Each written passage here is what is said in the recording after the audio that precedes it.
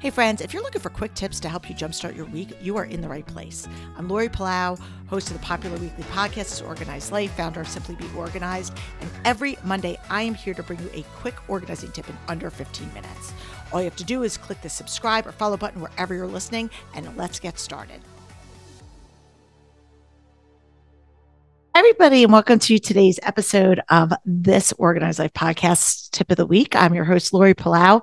So excited that you're here. We are kicking off February. I don't even know where the first month of 2024 went. It was a blur for me. I don't know if it was like that for you or if I'm just alone in that, but it was crazy busy. Not necessarily bad crazy, but just busy with like life. And if you are feeling that, this is going to be a good episode for you. So today I want to talk about focusing in on making a difference in high impact areas. What does that mean?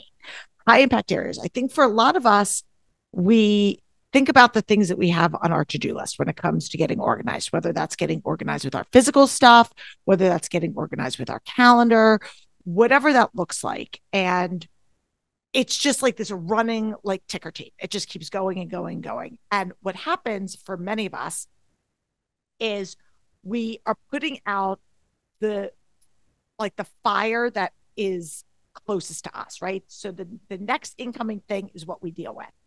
Or the squeaky wheel gets the grease, right? So it's like if somebody's complaining the loudest or something's going wrong, we're just kind of focusing in on either the loudest noise or what's coming at us, right? If that's you, raise your hand or, give me like a double snap.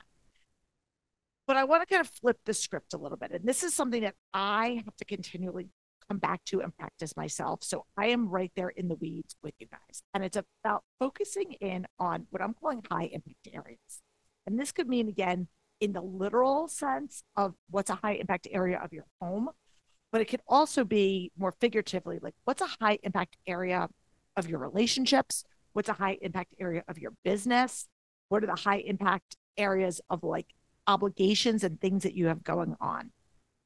And for many of you, there's, you have seasons of life, right, that are busier, whether that means you're having a kid or there's going to be like, birthdays or anniversary parties or graduations, or maybe you volunteer for something and you're in a busy season because you're chairing a committee or something. So what I want you to do is sit down and you can decide like when is a good time? Like, is it Monday morning? Is it Friday evening? Is it Saturday afternoon? Like, it doesn't matter when, but I want you to sit down with uninterrupted, without kids, without spouses, without distractions, screens, TV, you name it. Just if you can, either if you have to leave your house and go to a coffee shop, that's fine too. But find a quiet place to say, okay, in this next season, and I like to do things in quarters, right? I think for me, it makes it more like tangible to be like, okay, what are we doing in this quarter? What are we doing in like the next quarter? But you figure out whatever that grouping looks like for you, right? What that magic sweet spot is. And figure out what are the high impact areas of my life right now that need addressing. Not which is the loudest, not which is the messiest, but where am I going to get the greatest ROI? And that's the key, greatest ROI. So if that means that for a season, you're going to have some physical messes because you need to focus your efforts in a certain area, so be it. If you can delegate that, even better. So I think and I'm going to give you some practical examples like of how I'm doing this in my life. Just if you're out there going, I'm not really sure what you mean. Okay. So here I am currently right now, I am starting planning for my St. Baldrick's community event. Again, if you're new to our show, I host a big charity event every year. This is our 10th year. It's gone through many iterations. A lot of it is kind of a well-oiled machine, and I've got great committee members, but there are still parts of it where I am extremely hands-on and requires a lot of my time, attention, details, and bandwidth. And so in the next season, for the next couple months, St. Baldrick's is a high impact area of my life. There are things that are time sensitive. We have our event is May 11th. So I know that there is a deadline for certain things, and I can't procrastinate and wait to the last minute because I have to book vendors and I have to get communications out to people and all of these other moving parts. So even though we're now, at the beginning of February and I still have March, April, May, 3 months until the actual event at account. It's a high impact area now because there's stuff that I need to lay the groundwork now so that when May comes, this will be done. So in my life right now, St. Baldrick's is a high impact area. And I have to figure out if this is moving to the front of the line, what is going to be taking a sideline? What is going to be taking a back seat? Because I, as somebody who is busy and juggles a lot of balls in the air between work and life and all the things, I can't add realistically from a sustainability perspective. I can't add another high impact area into my schedule without taking something else out. Think about your schedule. Again, I've said this before. Think of your schedule as a closet. If your closet is at max capacity and you want to add something new in or add something in for that season, in order for you to be able to maneuver freely, be able to allow your clothes to breathe, and in this case, you are your clothes, you need to remove one or two things from the closet to make space for what that is. And again, sometimes depending on the size of what it is, you have to remove more than one thing. So again, making the closet analogy, if I'm adding a bulky sweater to my closet, that takes up more space than a tank top. So this is a big thing. It's a big ticket item. So, okay, if I want to add that in, I need to pull out maybe 3 smaller things that are taking up that current space, if I could speak. Does that make sense to you? So I want you to think about, what am I prioritizing? What are the high impact areas of my life? Now, maybe the high impact areas are literally like, I want to start finally tackling this area that's been a clutter trap for me.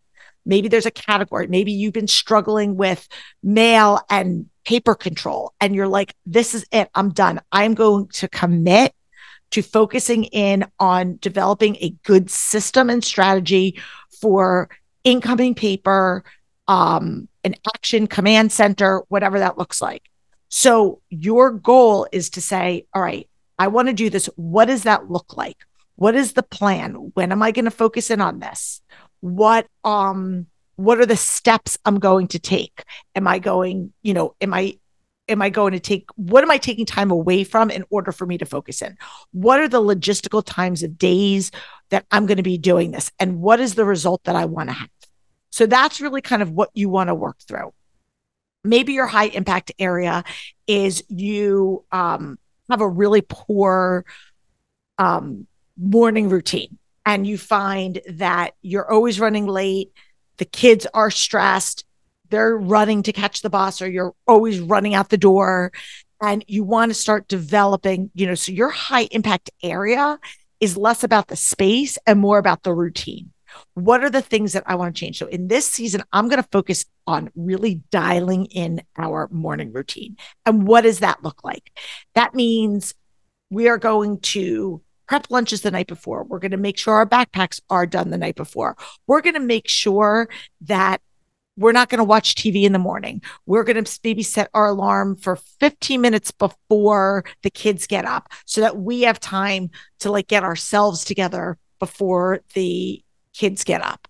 This might mean that I'm going to have grab and go breakfasts, or we're going to sort of automate breakfast. Like, we're going to know that we have these couple revolving things for the kids that they can easily access so that we don't have to spend a lot of time in the morning kind of figuring out what we have.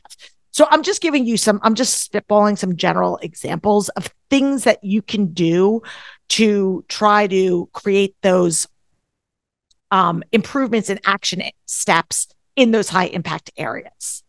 And then you want to have some benchmarks of what is it that we're working towards.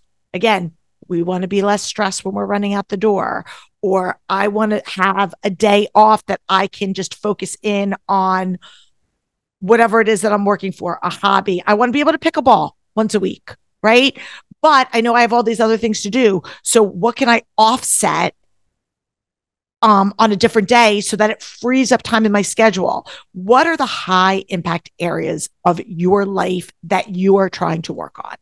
And so maybe for you, if you're listening, maybe you're in a season where you might want to be starting a business or growing a side hustle, and you want to have some time to start kind of laying some groundwork on that. How can you start to make time and space, physically, logistically, all the things, for you to focus in on that high impact area of your life? So again, my tip for today, or my goal for you for this week, is to think about, go somewhere quiet, whether that's in your home or out of your home, where you can go and think about without interruption, and say, what are the high impact areas that are going on in my life? And don't name more than 3, right? Don't have a laundry list. Like, we're talking about prioritizing 1 to 3 max. And even 1 is enough to start. What is something that's a high impact area that I want to really try to dial into in the next 3 months? So let me know. Would love to hear what that is for you. Again, you can choose a DM or an email. I hope you like this episode. We are going to be doing some more solo episodes coming up. I think you guys really like these very actionable ones. So we're going to continue in, obviously, on our interviews, but start bringing back some more of these solo, really specific episodes for you. So let us know what you think. And got some more goodies coming up here at SBO. So make sure that you're following us wherever you get your podcasts, because want you guys to have a front row seat to all the exciting things that we have here. So if you like this episode, please share it with a friend. Click the follow, subscribe button wherever you're listening, and we'll be back next week with another episode. Until then, I'm Lori Palau. Peace out. Thanks for tuning in. If you like this episode, please spread the love and share it with your friends. And if this is your first time joining us, make sure to click the subscribe button wherever you are listening so you never miss an episode. And while you're there, please leave us a review so other people know that our show is worth the listen. You can also find us on YouTube and Instagram at This Organized Life Podcast.